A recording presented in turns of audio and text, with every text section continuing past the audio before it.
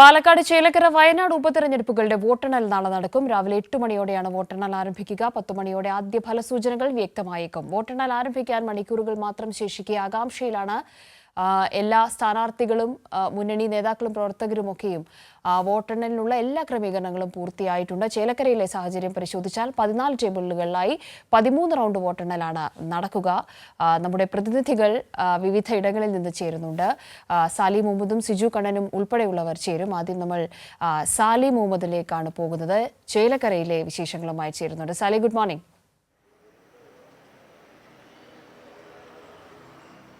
Kavya, good morning. വോട്ടെടുപ്പോടുകൂടി എല്ലാ ആവേശത്തിനും സമാധാനപരമായി അത് പര്യവസാനിച്ചു എന്നൊക്കെ നമ്മൾ അന്ന് പറഞ്ഞെങ്കിലും യഥാർത്ഥത്തിൽ കാത്തിരിക്കുന്നത് നാളത്തെ ഒരു ദിവസത്തിന് വേണ്ടിയാണ്.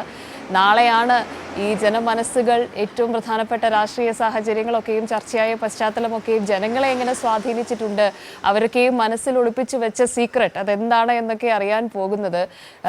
എങ്ങനെയാണ് ഇപ്പോൾ തയ്യാറെടുപ്പുകൾ പൂർത്തിയായതായി അധികൃതർ അറിയിക്കുന്നത്, ഒപ്പം നമ്മുടെ തയ്യാറെടുപ്പുകൾ കൂടി സാലി?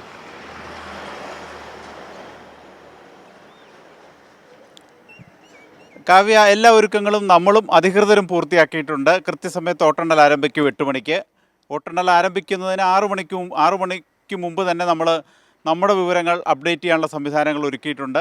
ഏതായാലും തെരഞ്ഞെടുപ്പ് കമ്മീഷൻ്റെ ഔദ്യോഗിക വിവരങ്ങൾ പുറത്തു വരുന്നതിന് സമാന്തരമായി മുൻപായി തന്നെ വോട്ടെണ്ണൽ കേന്ദ്രത്തിൽ നിന്ന് നമുക്ക് നമ്മുടേതായ വിവരങ്ങൾ ലഭ്യമാക്കാനുള്ള സംവിധാനങ്ങൾ ഒരുക്കിയിട്ടുണ്ട്.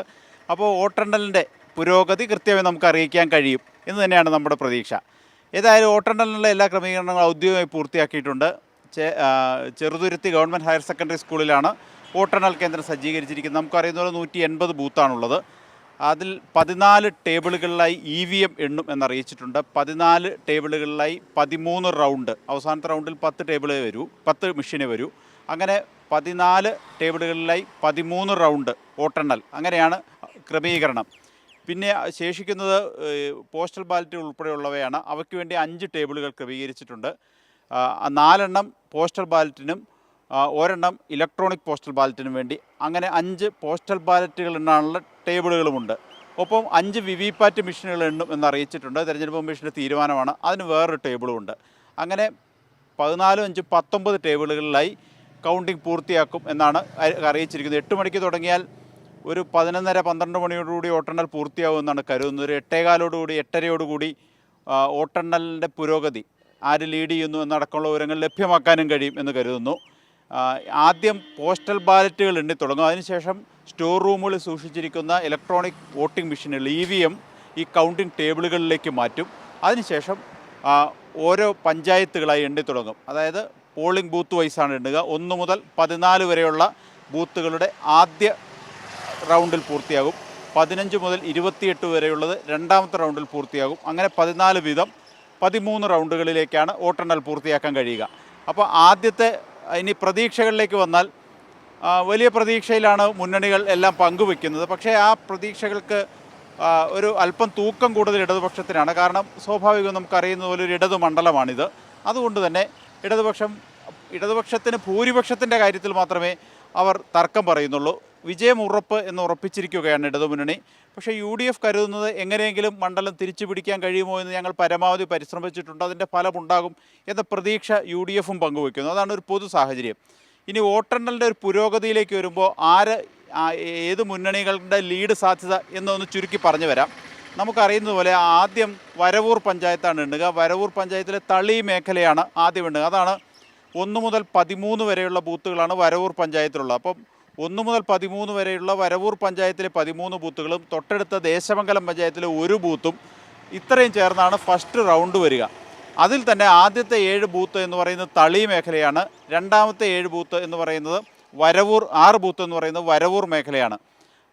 തളി മേഖലയുടെ ഒരു രാഷ്ട്രീയ പശ്ചാത്തലം പരിശോധിച്ചാൽ ഇടതുപക്ഷത്തിന് മൃഗീയ ഭൂരിപക്ഷമുള്ള ഒരു പ്രദേശമാണ്. അപ്പോൾ സ്വാഭാവികമായി നമുക്ക് പറയാൻ കഴിയുക ആദ്യത്തെ റൗണ്ടിൽ തന്നെ LDF വലിയ ലീഡിലേക്ക് ഈ മണ്ഡലത്തിൻ്റെ കൗണ്ടിങ്ങിൽ കടക്കാൻ തന്നെയാണ് സാധ്യത എന്നുള്ളതാണ്. രണ്ടാമത്തെ റൗണ്ട് ദേശമംഗലമാണ്. ദേശമംഗലം ഇടതുപക്ഷത്തിന് സ്വാധീനമുള്ള മേഖലയാണ്. അതിനേക്കാൾ പ്രധാനപ്പെട്ടത് ഇടത് സ്ഥാനാർത്ഥി UR പ്രദീപിൻ്റെ ജന്മനാടാണ്. അപ്പോൾ ആദ്യ 2 റൗണ്ട് എന്ന് പറയുമ്പോൾ ഇടതുമുന്നണി കൃത്യമായ ലീഡിലേക്ക് കടക്കും. തുടർന്നാണ് ചെറുതുരുത്തി, അതായത് വള്ളത്തോൾ നഗർ തുടങ്ങിയ പഞ്ചായത്തുകളിലേക്ക് എണ്ണൽ കടക്കുക. അവിടെയും LDFിൻ്റെ ശക്തി കേന്ദ്രങ്ങളാണ് എന്നുള്ളതാണ്. അപ്പോൾ ആദ്യത്തെ ഒരു 5-6 റൗണ്ടിൽ എണ്ണുന്നത് ഭൂരിഭാഗവും ഇടത് ശക്തി കേന്ദ്രങ്ങളിലെ വോട്ടുകളായിരിക്കും എന്നുള്ളതാണ്. പിന്നീടാണ് ചേലക്കര, അതായത് ഏതാണ്ട് സമാസമം നിൽക്കുന്നു എന്ന് കരുതുന്ന ചേലക്കരയിലേക്കും പിന്നീട് UDFന് നേരിയ മേൽക്കൈ അവകാശപ്പെടാൻ കഴിയുന്ന മുള്ളൂർക്കരയിലേക്കും ഒക്കെ പോകുക. അപ്പോൾ അവസാന റൗണ്ടിലേക്ക് എത്തുമ്പോഴായിരിക്കും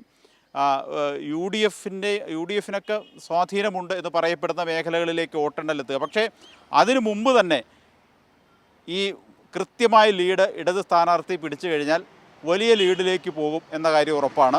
ഇനി ആ ലീഡ് കുറഞ്ഞാണ് തുടക്കത്തിൽ വരുന്നതെങ്കിൽ പോലും ഇടതുപക്ഷത്തിന് ആശങ്കപ്പെടാനുള്ള കാര്യം ഉണ്ടാവില്ല. കാരണം മുള്ളൂർക്കര വളരെ കുറഞ്ഞ പ്രദേശം മാത്രമേ UDF ശക്തി എന്ന് പറയാവുന്ന പ്രദേശങ്ങളുള്ളൂ. അപ്പം അവസാനം എന്നുമ്പോൾ ചില പഞ്ചായത്തുകളിൽ UDF കുറച്ച് വോട്ട് പിടിച്ചേക്കാം എന്നതിനപ്പുറത്തേക്ക് വലിയ ആശങ്കയ്ക്ക് ഇടതുപക്ഷത്തിന് അപ്പോഴും സാധ്യതയില്ല. അപ്പോൾ ചുരുക്കത്തിൽ ഞാൻ പറഞ്ഞു വന്നത്, തുടക്കം LDFന് അനുകൂലമായി തന്നെ നിൽക്കും. അത് പടിപടിയായി ഭൂരിപക്ഷം ഉയർത്തിക്കൊണ്ടുവരികയും ചെയ്യും എന്നുള്ളതാണ് നമുക്കൊരു കണക്ക് കൂട്ടൽ. ഒരു സാധാരണ നിലയിൽ മുൻപ് നടന്ന തെരഞ്ഞെടുപ്പുകളുടെ ഫലം പരിശോധിച്ചിട്ടാണ് നമ്മളിങ്ങനെ ഒരു പ്രവചനം നടത്തുന്നത്. സാധാരണ നിലയിലാണ് വോട്ടെടുപ്പ് നടന്നിട്ടുണ്ട്, ആളുകൾ വോട്ടെടുപ്പിനോട് പ്രതികരിച്ചിട്ടുണ്ടെങ്കിൽ, അസാധാരണമാംവിധം വല്ലതും നടന്നിട്ടുണ്ടെങ്കിൽ മാത്രമേ ഇതിന് മാറ്റം ഉണ്ടാവാൻ സാധ്യതയുള്ളൂ. ഇപ്പോഴത്തെ സാഹചര്യത്തിൽ നമുക്ക് പറയാൻ കഴിയുന്ന തുടക്കത്തിലുണ്ടെന്ന വരവൂര്, ദേശമംഗലം, പാഞ്ഞാൾ, ചെറുതുരുത്തി, വള്ളത്തോൾ നഗർ അങ്ങനെ ഓർഡറിൽ പോകുമ്പോൾ ഈ പ്രദേശങ്ങളെല്ലാം ഇടത് ശക്തി കേന്ദ്രങ്ങളാണ്. ഇടതുപക്ഷം ഒരു കൃത്യമായ ലീഡ് ആദ്യഘട്ടത്തിൽ തന്നെ പിടിക്കും എന്ന് കരുതുന്നു എന്ന് പറയാം. അതാണ്. പിന്നീടാണ് അവസാന റൗണ്ടിലേക്ക് ചെല്ലുമ്പോഴാണ് UDFന് ശക്തിയുള്ള സ്ഥലങ്ങളിലേക്ക് ചെല്ലുക. പക്ഷേ അതിനുള്ളിൽ തന്നെ LDF നല്ല ലീഡിലേക്ക് വന്നു കഴിഞ്ഞാൽ LDFന് പിന്നെ പ്രതിസന്ധിയില്ല എന്നുള്ളതാണ് കണക്ക് കൂട്ടാൻ കഴിയുക.